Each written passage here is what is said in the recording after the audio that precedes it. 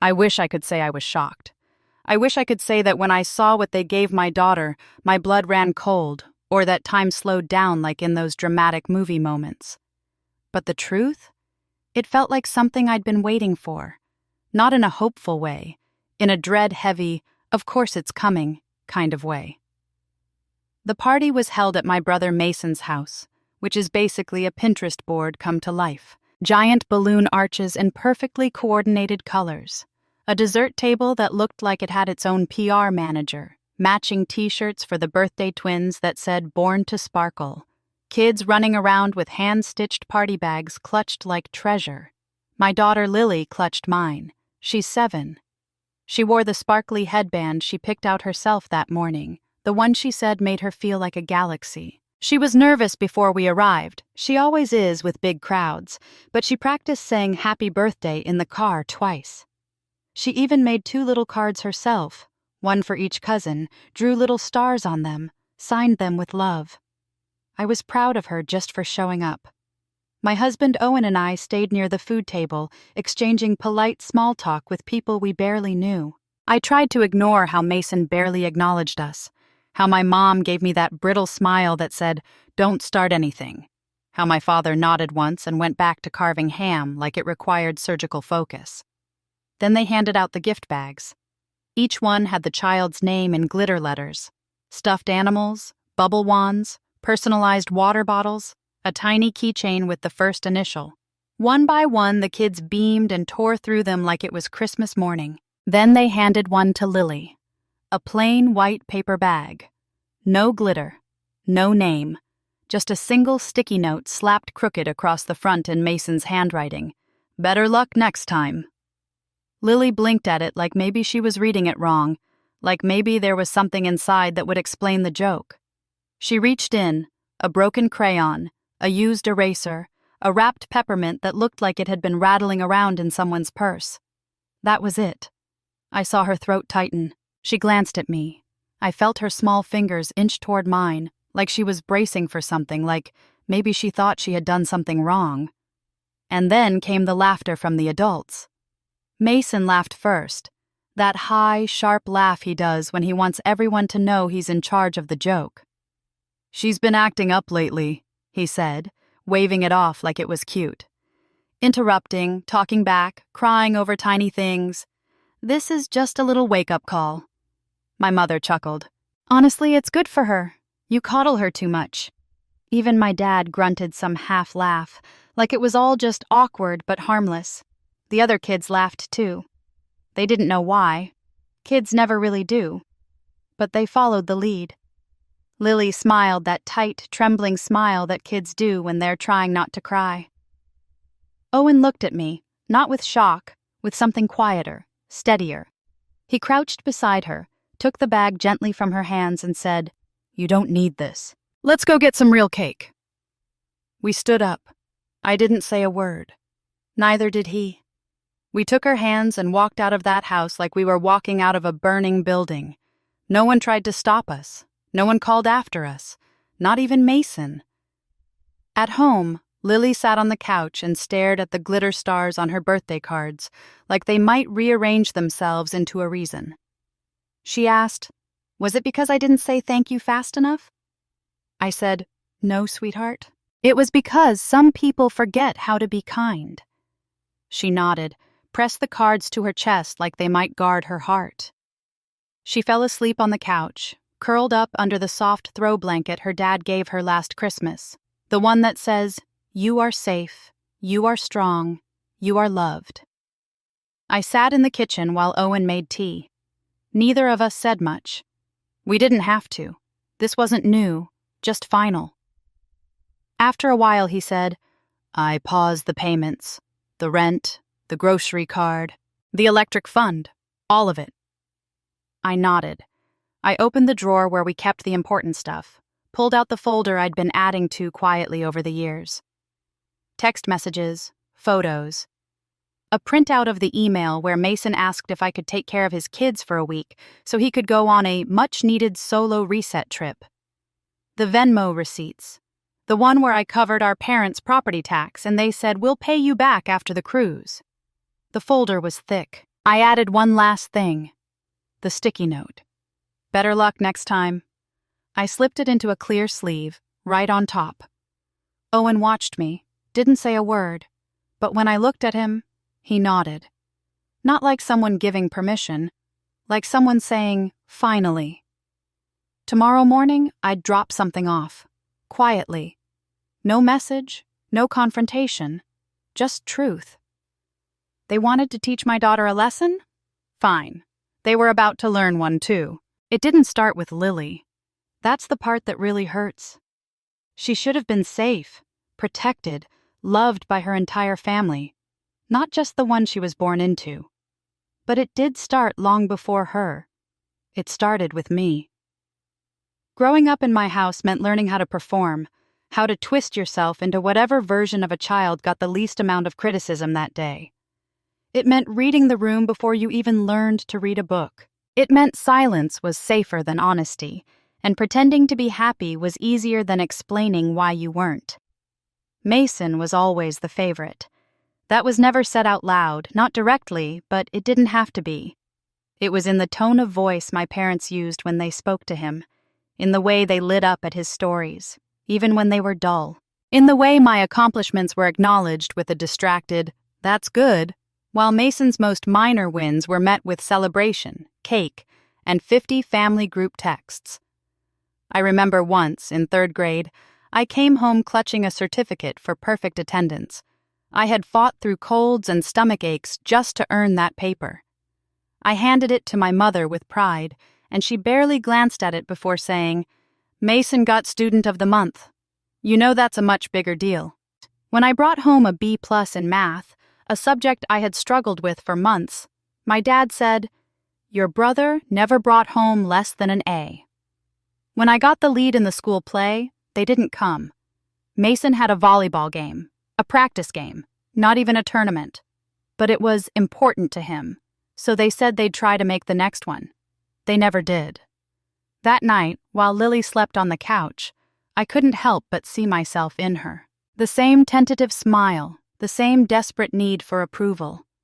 I had promised myself I would never let her feel the way I did growing up, invisible, inadequate, always walking on eggshells. Yet here she was, questioning if she'd done something wrong when she was the one who had been wronged. Owen came back with 2 mugs of chamomile tea and sat beside me at the kitchen table.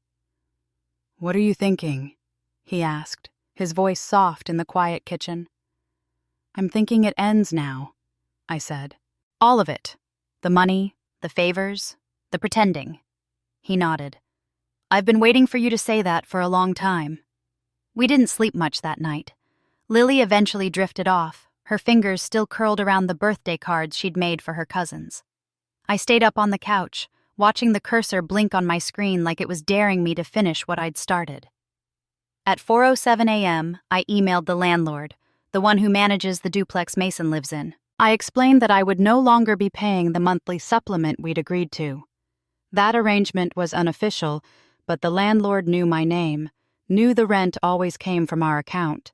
He replied within 20 minutes. "Understood. I'll notify him of the updated balance today." At 4:49 a.m., Owen drafted the letter to the loan company about the car. It was our name on the documents, our credit on the line, our money that made the down payment. Mason had defaulted twice before. We stepped in. This time, we didn't step in. We stepped out. At 6:02 a.m., we printed everything. Texts, emails, screenshots of group messages where Lily was called difficult, where Mason wrote, "She's going to be just like her mom, oversensitive and exhausting." There was even a voice memo, a clip from Christmas 2 years ago when my mother, not realizing Owen was recording a family moment for posterity, leaned into Mason and said, "Don't bother getting her anything nice. She never appreciates it anyway." They were talking about me. By 7:00 a.m., it was all in the folder, labeled, annotated, bound with a crimson ribbon I found in the junk drawer. A ribbon from one of Mason's kids' birthdays. I didn't plan that part. It just felt right. At 7:30, we drove to Mason's house. No words, just the envelope. Owen placed it gently on the doormat. We rang the bell and left. We were halfway down the street when we heard it. The scream. High, unrestrained. A sound that ripped out of him like it had been living in his throat for years. I didn't turn around. Owen gripped the steering wheel tighter, and for a moment he smiled. Later, I found out the neighbor came outside in his robe, assuming someone had been hurt. He called the police when he saw Mason on the front lawn, red-faced and frantic, clutching the folder like it was radioactive. When the officers arrived, he tried to tell them it was harassment, that his crazy sister was trying to destroy his life. They flipped through the folder, then they calmly told him it was a civil matter. Nothing illegal, nothing worth escalating, just the truth. I was 5 when I first realized something was wrong with me. Not wrong in a way doctors could fix, but wrong in a way that made my parents' faces tighten when I entered a room. I had spilled juice on the carpet, grape juice on a cream-colored rug. My mother's eyes went cold, her voice dropping to that quiet, dangerous tone. "Why can't you be more like your brother? He never makes these messes." Mason was 7 then. He stood in the doorway watching. Not smug, not yet. Just observing, learning the hierarchy of love in our household. By the time he was 10, he had mastered it. When we were teenagers, the differences became more pronounced. Mason's room was a shrine to his accomplishments. Trophies, ribbons, framed certificates. Mine was bare except for the books I bought with babysitting money. My parents called his room the Hall of Fame and mine the monastery. I still remember my high school graduation. I was valedictorian. I had worked myself to exhaustion for 4 years, studying late into the night, joining every club that would boost my college applications. My speech received a standing ovation. Afterward, in the parking lot, my father put his hand on my shoulder and said, "Good job. Shame about that scholarship, though." I had received a partial scholarship to my dream school. Mason had gotten a full ride to a state college for volleyball. The difference? My parents paid nothing for Mason. They told me they could only afford to cover half my tuition. I worked 2 jobs to make up the difference. College was freedom. For the first time, I met people who didn't know me as Mason's sister or the quiet one. I bloomed in that anonymity. I made Dean's List every semester. I found friends who celebrated my successes without qualification. I started to believe I wasn't fundamentally flawed. Then I met Owen. We were paired for a group project in our economics class. He was the first person who ever seemed genuinely interested in my thoughts. He asked questions and actually listened to the answers. He remembered details from conversations we'd had weeks before. When I told him about my family, he didn't dismiss it or tell me I was overreacting. He said, "That sounds really hard. I'm sorry you went through that." Such a simple validation, but it broke something open in me. The first time Owen came to a family dinner, he witnessed it all firsthand. My mother interrupted me 14 times. Owen counted. My father asked Mason about his job prospects for 20 minutes, then turned to me and said, "Victoria's doing fine too, I guess." When I mentioned my promotion, my mother changed the subject to Mason's new apartment. Owen squeezed my hand under the table so hard I thought my fingers might break. In the car afterward, he was quiet for a long time. Then he said, "They don't deserve you." We got married 3 years later. My parents complained about the venue, the food, the date. Mason was supposed to be a groomsman but backed out 2 weeks before because of a volleyball tournament. My father's toast mentioned Mason's achievements more than my wedding. When I got pregnant with Lily, I had this foolish hope that maybe a grandchild would soften them. Maybe they would see this innocent baby and want to do better. For a while it seemed possible. My mother knitted a blanket. My father built a crib. They visited the hospital the day after she was born. But old patterns reassert themselves. By Lily's first birthday, Mason had twins, and suddenly my daughter was an afterthought again. At family gatherings, the twins received expensive gifts while Lily got generic coloring books. In photos, she was positioned at the edges, sometimes partially cropped out. When she started talking early, my mother said, "Well, she's certainly attention-seeking, isn't she?" I tried to shield her. I limited our visits. I created elaborate excuses to leave early from family events. I never left her alone with them. But children absorb everything: the subtle dismissals, the comparative praise, the way certain people's eyes slide past them to focus on others. When Lily was 4, she asked me, "Why doesn't Grandma like my pictures?" She had drawn a family of butterflies, vibrant and joyful. I had put it on the refrigerator with pride. When my mother visited, she had glanced at it and said, interesting," before gushing over a stick figure drawing one of the twins had made. "Grandma loves your pictures," I lied. "She just has a funny way of showing it." But Lily was already learning to read the room, just as I had. She stopped showing her artwork to my parents. She became quieter around them. She started asking if she could stay home when they visited. The Christmas before the birthday party incident, my father gave the twins each a tablet. He gave Lily a coloring book, the same one he had given her the previous year, still in its original shrink wrap.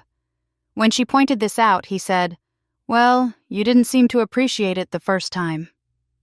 That night, I found her in her room, carefully putting away the gifts she'd received from my parents. Not playing with them, just organizing them neatly in a box under her bed.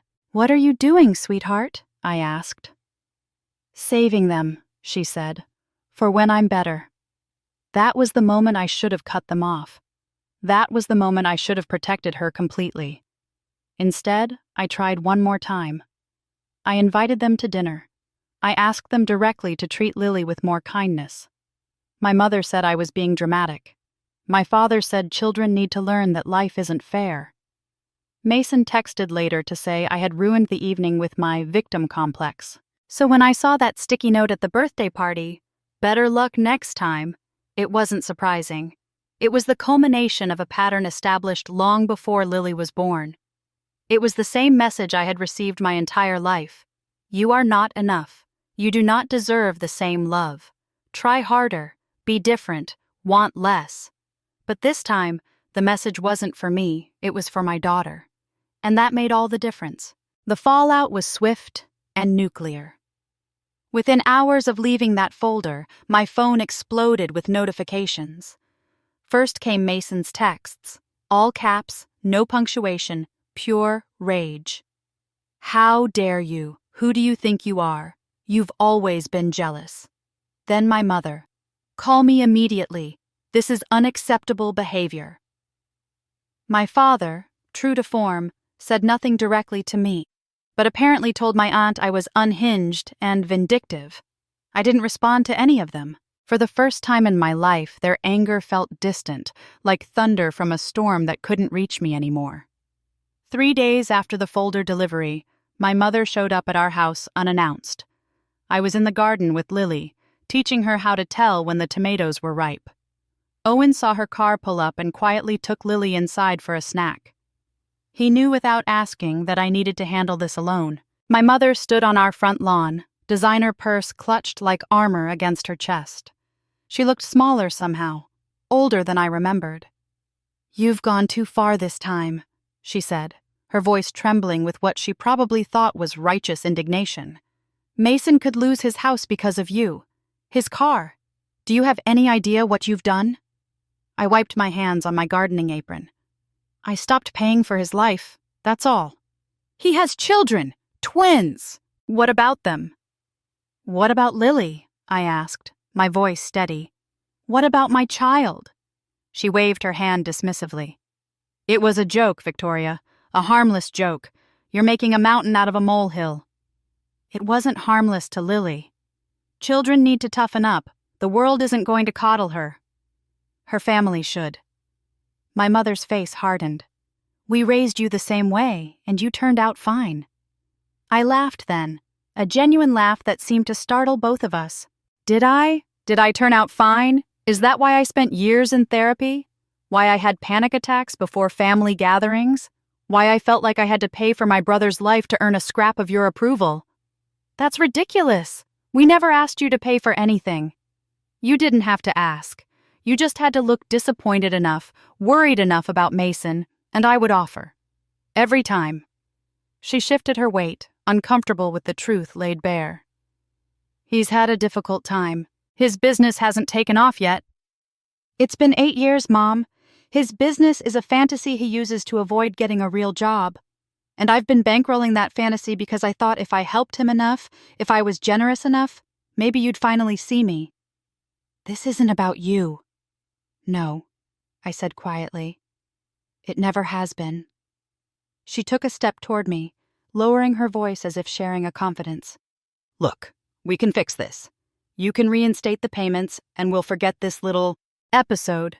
Mason is willing to apologize for the gift bag. He didn't mean any harm. I'm not reinstating anything. Then we'll have no choice but to distance ourselves from you. From Lily, too. Is that what you want? To deprive your daughter of her grandparents? Her cousins? I looked back at the house, where Lily was visible through the kitchen window, helping Owen arrange cookies on a plate. She was laughing, her head thrown back, completely uninhibited in her joy. Yes, I said simply. If the price of having you in her life is watching her learn to make herself smaller, to question her worth, to accept cruelty as love, then yes, I choose distance. My mother's face crumpled, not in sadness but in fury. You always were selfish, always thinking about yourself. I'm thinking about Lily. You're using her as an excuse to punish us for imagined slights from your childhood. I shook my head. I'm not punishing you. I'm protecting her, and myself. She turned to leave, then paused. Your father will be devastated. Will he? Or will he just be inconvenienced when he realizes his backup ATM is closed? She didn't answer that. She just walked to her car, her back rigid with indignation. Before she got in, she called out, "When you come to your senses, you know where to find us." I didn't respond. I watched her drive away, and I felt nothing but relief. That evening, I sat Lily down and explained, in terms a 7-year-old could understand, that we wouldn't be seeing Grandma, Grandpa, or Uncle Mason for a while. Because of my gift bag? She asked, her eyes wide with worry. No, sweetheart. Because sometimes grown-ups need time apart to figure things out. Like when you and Maddie had that fight at school, and you both needed space before you could be friends again. She considered this. Are they mad at me? No, they're mad at me, but that's okay. I did something they didn't like, but I did it because I love you. What did you do? I thought carefully about how to answer. I told them that they need to be kinder to you and to me, and that until they can do that, we need some space from them. She nodded solemnly. Like boundaries. Ms. Garcia talks about those at school. Exactly like boundaries. Like... She was quiet for a moment, then asked, Will I still get to see my cousins? That question broke my heart a little. Not for a while, but we can find other friends for you to play with. She seemed to accept this, but later that night I found her sitting on her bed, looking at pictures of her cousins on my phone. She wasn't crying, just staring with an intensity that made her look much older than 7. I'm sorry, I said, sitting beside her. She leaned against me. It's okay, Mommy. I'd rather have you happy than have cousins who make me feel bad.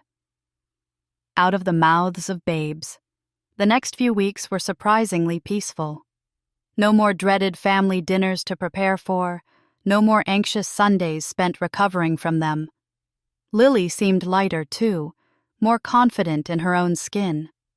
Then the financial requests started coming in through different channels. My aunt called to say my parents needed help with their property taxes again. A cousin emailed about Mason's car being repossessed. An old family friend texted to say the twins needed new school clothes and maybe I could help for the children's sake. I blocked them all. 6 weeks after the folder incident, I received a letter from a lawyer. Mason was threatening to sue me for financial abandonment and emotional distress. The claims were ridiculous, legally baseless, but the intent was clear. Intimidation. Owen and I hired our own lawyer, who sent a simple response. Any further harassment will result in a restraining order and potential countersuit for the documented pattern of emotional abuse toward our client and her minor child. The threats stopped. The silence began. And in that silence, we began to heal.